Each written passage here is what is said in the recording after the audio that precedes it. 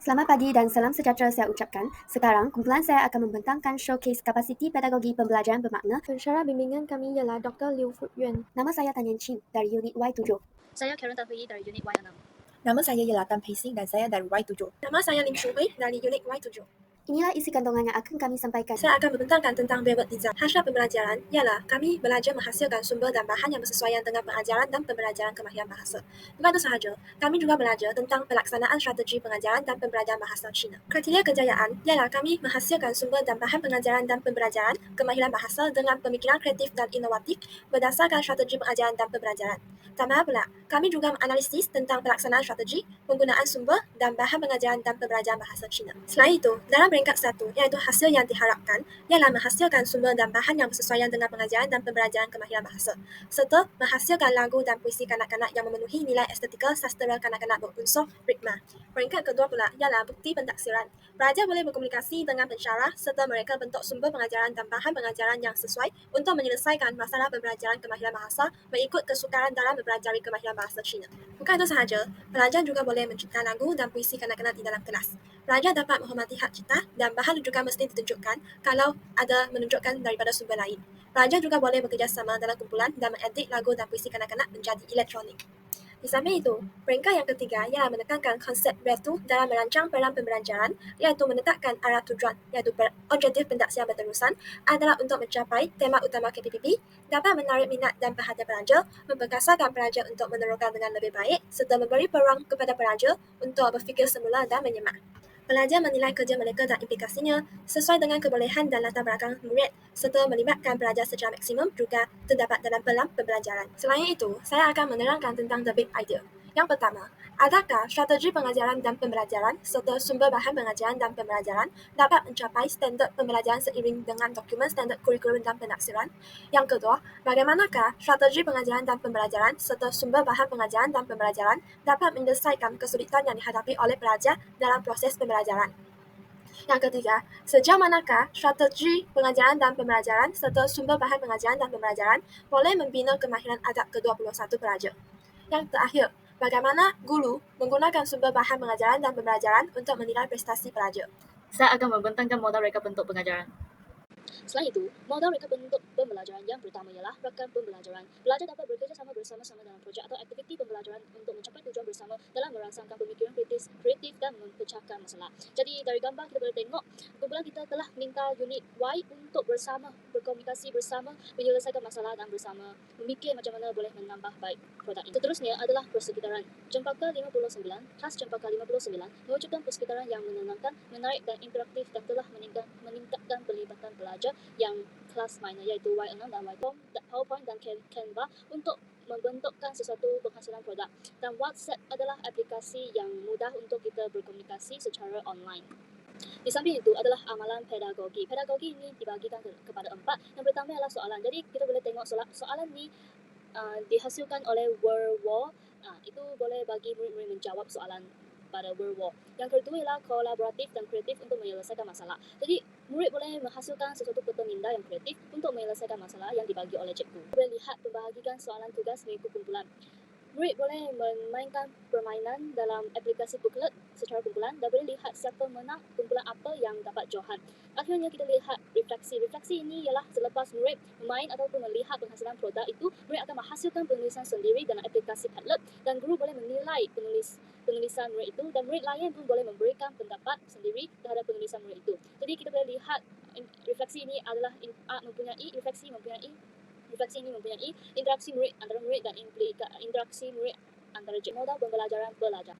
Antaranya ialah metakognitif. Metakognitif memantau pembelajaran sendiri dan membuat penilaian melalui rubrik permakahan kerja khusus. Murid akan sedah apa yang diketahui dan apa yang tidak diketahui.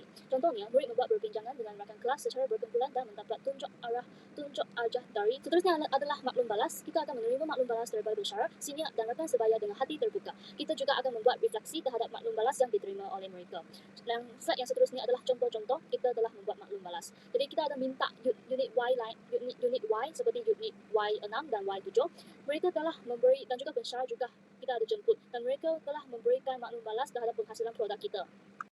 Seterusnya adalah agensi. Kita berdikari dengan membuat keputusan dan menerapkan idea sendiri. Contohnya dalam slide yang seterusnya, kita ada mengeksploitasi YouTube video dan kita ada membuat keputusan untuk menghasilkan PPT sebagai pemanfaat digital dalam produk pengajaran dan pembelajaran. Jadi contohnya kita ada mencari dalam YouTube video tentang how to use job form dan how to use booklet. Di samping itu ialah merangkai. Kita akan bekerjasama secara berkumpulan melalui implikasi WhatsApp. Kerana WhatsApp akan mengurus hubungan kolaboratif secara berkesan. Jadi yang gambar ini adalah dialog-dialog yang kita telah berbincang untuk KBBB ini. Terakhir ialah keperluan dan minat. Kita akan merancangkan tugasan yang dapat mendalami konsep berasaskan penyelesaian masalah, relevan dan otentik. Kita juga menghasilkan video yang menceritakan pantun kanak-kanak. Pantun kanak-kanak ini dicipta oleh kita sendiri untuk menarik minat murid.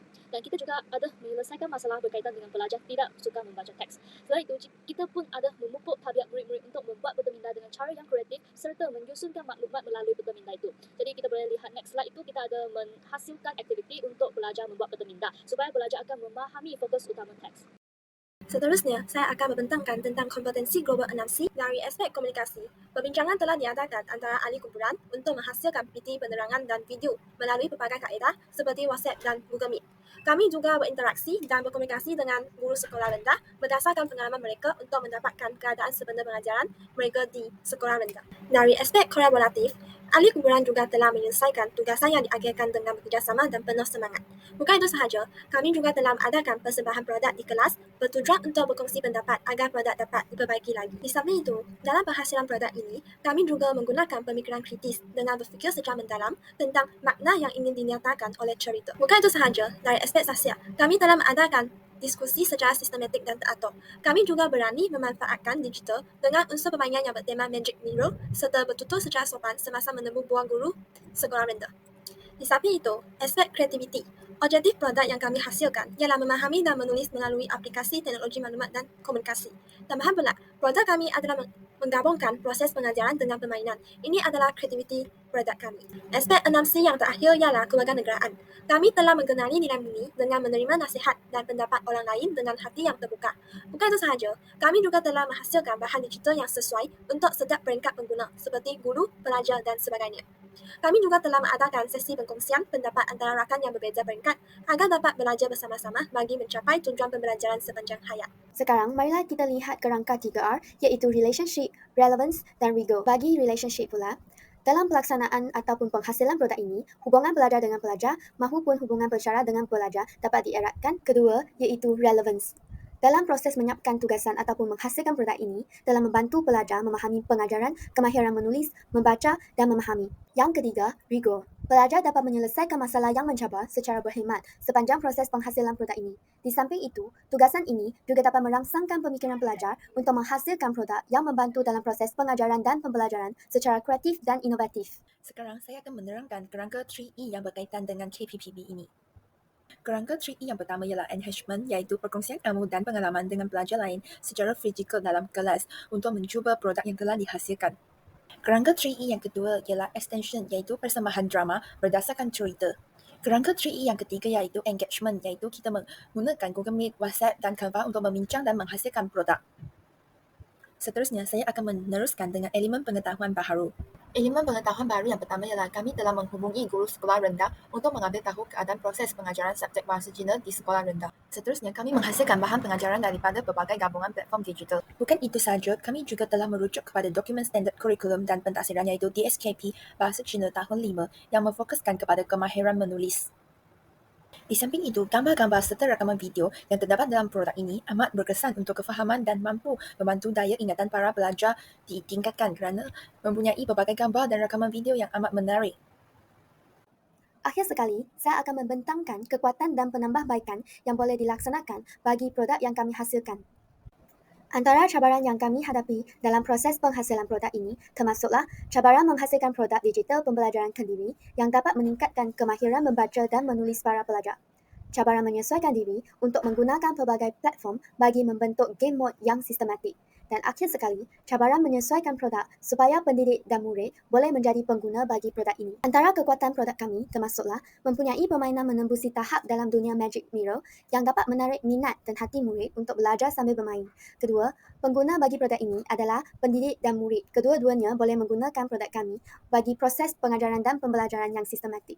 Dan pendekatan meningkat imajinasi murid untuk mencipta peta minda bagi menghasilkan penulisan juga merupakan pendekatan yang berkesan dan berefisien bagi meningkatkan kemahiran menulis. Antara aspek yang boleh dibagi bagi produk kami termasuklah cara mengguna boleh dimudahkan lagi, tempo pembelajaran boleh dipendekkan lagi, dan produk kami memerlukan rangkaian internet yang kukuh.